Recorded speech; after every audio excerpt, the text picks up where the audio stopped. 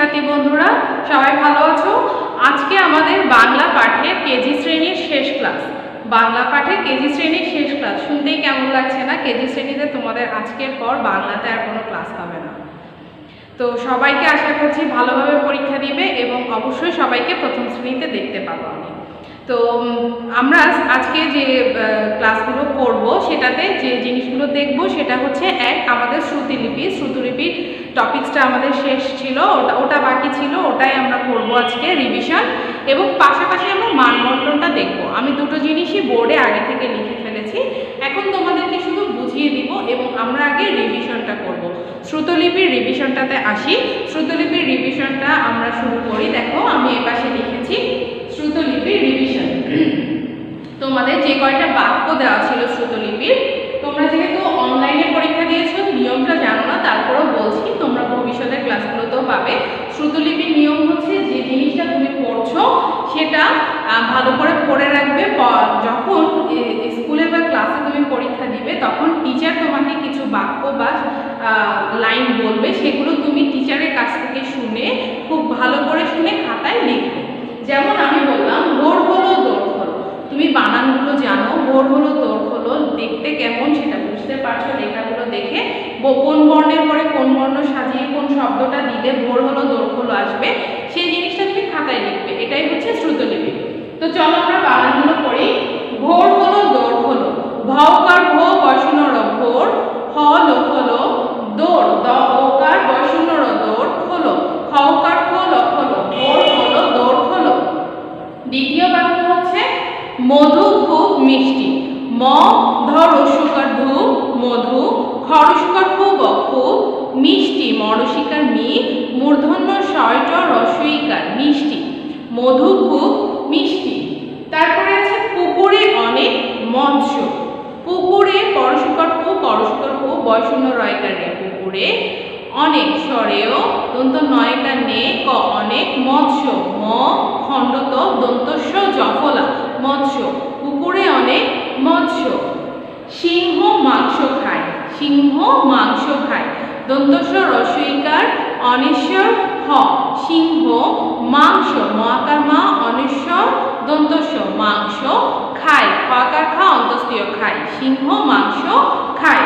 একদম শেষে আছে বৈশাখ মাসে ঝড় হয়, বৈশাখ ঐকার বই তালবস্য আকার সা খ বৈশাখ, বৈশাখ মহাকার মা দন্ত শয়কার সে মাসে ঝড়, ঝড় দশূন্য ঝড় হয়, হ অন্তস্তীয় হয়, বৈশাখ মাসে ঝড় হয়।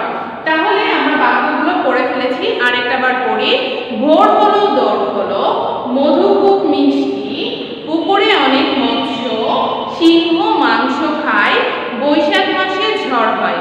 এগুলো তোমরা ভালো করে শিখে রাখো। যদিও তোমাদের বার্ষিকের শ্রুতলিপি বানান যুক্তবর্ণ এগুলো থাকছে না, কিন্তু তোমরা এগুলো পড়বে আশা করছি, কারণ পড়লে কিন্তু কোনো কিছুই সেটা বিফলে যায় না। এবার আসো মানবন্টনে। মানবন্টনটা আমরা দেখে ফেলি, তোমাদের প্রশ্নটা কেমন হবে সেটা দেখো। প্রথমে কি আছে লিখেছি আমি কবিতা। কবিতাতে কি লিখতে হবে? কবিতা ও কবির নাম, মানে তুমি কোন কবিতাটা লিখছো এবং কবিতার সাথে সেই কবিতাটা কে লিখেছেন তার নাম। এরপরে 4 লাইন কবিতা তোমাকে লিখতে হবে। তো তোমাদের দুটো কবিতা আছে, একটা হচ্ছে শিশুর পণ আর একটা হচ্ছে আমাদের ছোট নদী। শিশুর পণ কবিতাটা লিখেছেন গোলাম মোস্তফা আর আমাদের ছোট নদী লিখেছেন রবীন্দ্রনাথ ঠাকুর। এই দুটো লিখবে। শিশুর পণ কবিতা প্রথমে শিশুর পণ লিখে এরপরে গোলাম মোস্তফা লিখবে, তারপরে 4 লাইন কবিতা লিখবে, ঠিক আছে? এরপরে দেখো শব্দার্থ। তোমাদের নির্ধারিত কিছু শব্দার্থ আছে, সেই শব্দের অর্থগুলো ভালোভাবে শিখবে, সেখান থেকে কি তোমরা শব্দার্থগুলো উত্তর করতে পারবে। বাক্য গঠন, নির্ধারিত কিছু শব্দের বাক্য গঠন তোমাদের দেওয়া আছে, সেখান থেকে দেখে বাক্য গঠনগুলো শিখবে। প্রশ্নে যে কয়টি উত্তর করতে বলা হয় তাই তোমরা করবে। শব্দ গঠন, তোমাদের যে বর্ণ আছে সেই বর্ণ দিয়ে শব্দ গঠনগুলো তোমরা শিখবে, সেখান থেকে শব্দ গঠন তোমরা করতে পারবে। ফলা চিহ্নের ব্যবহার, তোমাদের দুটো ফলা চিহ্নের ব্যবহার আছে বার্ষিকে, সে দুটো ভালো করে শিখে ফেলবে।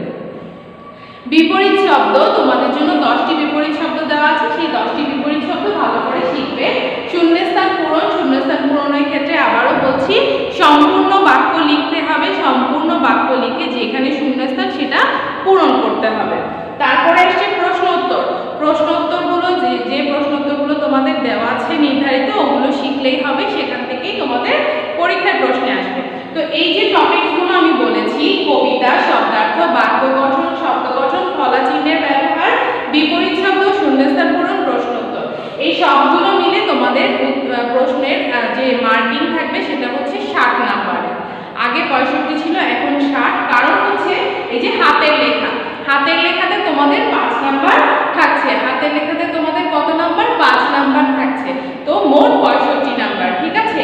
এছাড়া 10 নাম্বার তোমাদের বাড়ি কাজের জন্য থাকছে, আর 25 নাম্বার তোমরা শ্রেণী অভিজ্ঞাতে এর মধ্যেই দিয়ে ফেলেছো।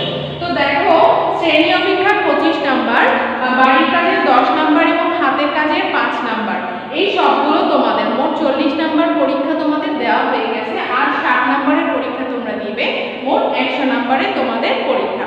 তো এই ছিল তোমাদের মানবন্টন। আশা করছি তোমরা বুঝতে পারবে এবং অবশ্যই পরীক্ষায় ভালোভাবে এই অনুযায়ী তোমরা পরীক্ষা দিতে পারবে, কোনো রকম অসুবিধা হবে না। তো সকলকে শুভকামনা জানাচ্ছি পরীক্ষার জন্য। আশা করছি ভালোভাবে পরীক্ষার জন্য প্রিপারেশন নিতে পারবে এবং সবাইকে প্রথম শ্রেণীতে আবারও দেখব। তো সেই কামনা শেষ করছি আজকের ক্লাস। আল্লাহ হাফেজ, আসসালামু আলাইকুম।